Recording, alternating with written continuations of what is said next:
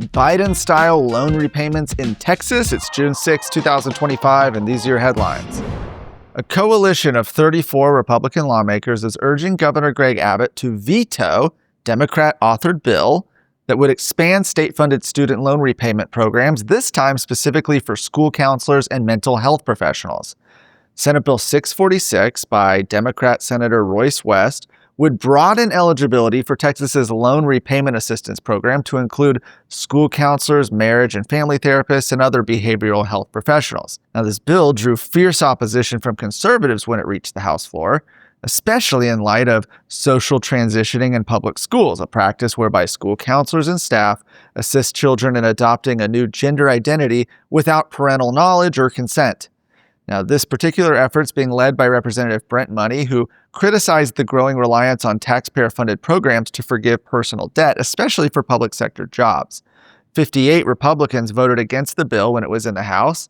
Unless Governor Abbott issues a veto, the legislation is set to take effect September 1st. The deadline for gubernatorial action is June 22nd.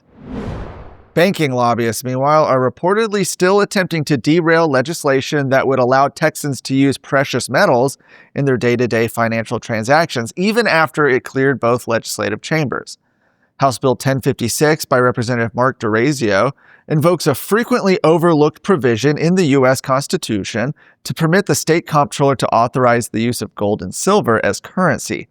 Banking lobbyists first attempted to undermine the measure by attaching an amendment to the bill that required permission from a federal court before it could take effect. This amendment was subsequently removed in the Senate before its final passage. Now, those lobbyist efforts have moved to the governor's office. According to a legislative alert from economist Kevin Freeman, banking lobbyists are attempting to convince Governor Greg Abbott to veto the measure. The Texas Republican voters overwhelmingly supported a ballot measure in support of this concept during the last primary cycle. It passed with 76% of Republican voters in support. Do you feel increasingly isolated? Like the world has gone insane and you are part of one small, clear-headed remnant? Let me be the first to tell you, you're not alone.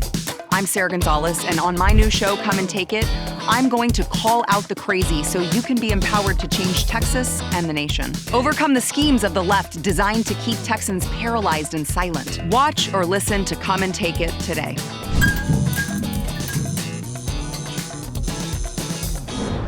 After gaining access to a federal immigration and citizenship database, state officials have identified potential non-citizens who voted in Texas elections.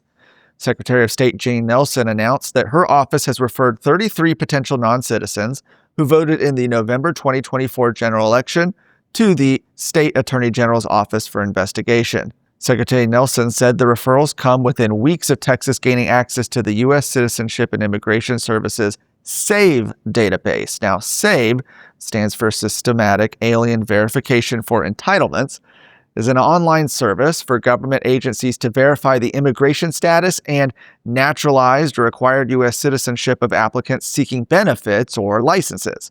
Secretary Nelson said Texas was among the first states to log in after President Donald Trump issued an election integrity executive order back in March that directed the Department of Homeland Security to provide free access to the SAVE database to all states.